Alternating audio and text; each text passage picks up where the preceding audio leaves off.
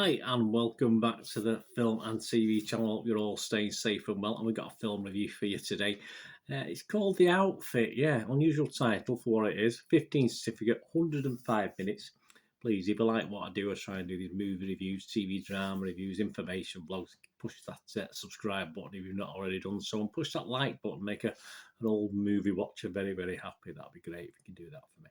Yes, The Outfit. All information I'm going to give you is at the 21st of May 2022. So any scores and comments left by critics and the public alike. So a crime drama film directed by Graham Moore. This is his directorial debut from a screenplay by Moore and Jonathan McLean. Internet Movie Database, Joe Public, you, me, the normal guy on the street. Good score, 19,477 reviews have been left. It's averaging 7.1 out of 10, so all bodes well with this one. And of that figure, 16,342 scored it between 6 and 9 out of 10. And just only 1,375 scored it between 2 and 5. So overall, a pretty impressive approval rating for that one. And the Rotten Tomatoes audience, so we'll have a look at the critics in a minute, but their audience, 4.4 out of 5. So that equates to 8.8 out of 10, of course. And Metacritic, we'll have a look at them in a moment. The users who go on Metacritic, 7.4 out of 10. So we're all getting 7 and 8s on this, so it all bodes pretty well, as I said before. The film stars Mark Rylance as the main guy. We'll talk about the little roles in a minute. Zoe Deutsch, Johnny Flynn, Dylan O'Brien, Nikki Amuka Bird, and Simon Russell Beale. A lot of high. I do worry these hyphenated names because obviously in 20, 40, 60 years further down the line, if it carries on, you're going to end up with about 8, 10, 12 names, aren't you, if you carry on with this hyphenation, especially for footballers on the back of the shirts. Imagine how much it would cost to put the letters on. Anyway, I digress, don't I? What's it about? Well, it's about Leonard, who's played by Mark Rylance, a master English tailor who's ended up in Chicago in 1956, I think this is set. Operates a corner tailor shop with his assistant Zoe Deutsch, where he makes beautiful clothes for the only people around who can afford them, a family of vicious gangsters. So he's obviously not very busy then, is he? One night, two killers, played by Dylan O'Brien and Johnny Flynn, knock on his door in need of a favour. And Leonard is thrust onto the board in a deadly game of deception and murder. There you go. It's very twisty-turny, this one. What about the critics? The public seem to like it, don't they? Well, again, the critics seem to like it as well. Of the 154 scores left and reviews left on Rotten Tomatoes, 85% of them are positive. So that's good. And it comes out with an overall score of 7.4 out of 10. So again, very, very high. And that's 131 fresh and 23 rotten. So there are some rotten, but obviously well into the minority on this one. And the consensus of the website, The Outfit isn't flashy, it's not, but a solid story and Mark Rylance's tightly tailored performance, see what they did there? Make this a comfortable fit for fans of old school thrillers. Metacritic, I said we'd get back to them, didn't I? Metacritic site, the other critics one we look at, they score it 69 out of 100, so they're probably the lowest so far, really, based on 39 critics, and they scored it 31 positive, 8 mixed, but no negative. So everyone seems to at least be sort of okay on it, if you like. And it scored anywhere between 42 and 80 out of 100.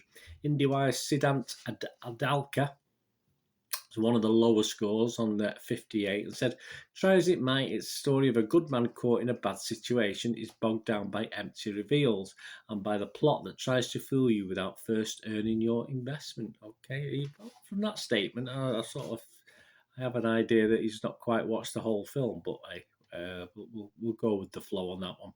And the Telegraph's Robbie Collin, he be at 80 out of 100.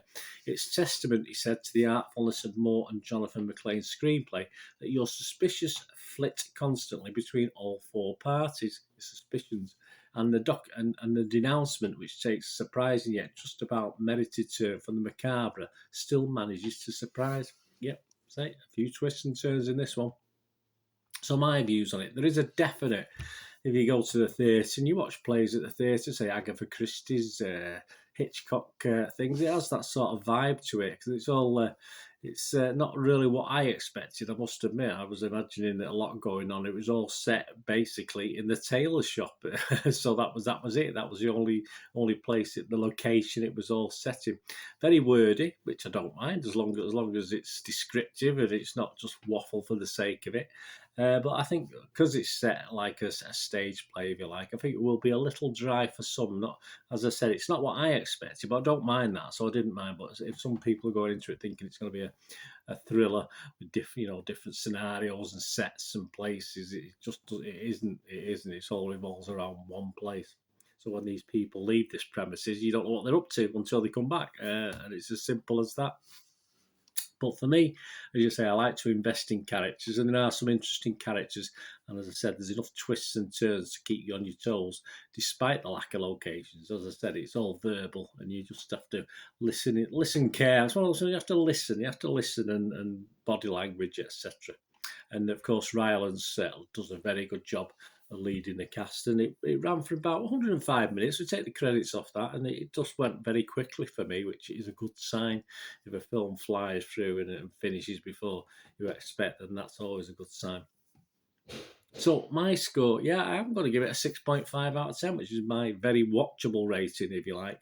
Though there's a lack of locations and actions, it will disappoint some, but for me, I thought it was fine. I didn't know too much about it. I knew it was scoring very well when I watched it, and I wasn't surprised it was. But I'd say I've seen some negatives, but that's purely, I think, because of the way it's done. I say it won't be everyone's cup of tea, but it's certainly, I liked it. I enjoyed it. Let me know what you think, guys. I know if you get to watch this, to say Rylance was outstanding in this as well. Thanks for watching. What we're going to do the rest of the day. Have a great one. Hopefully we'll meet again soon. And until then, all I ask is please stay safe. Thanks for watching. Bye for now.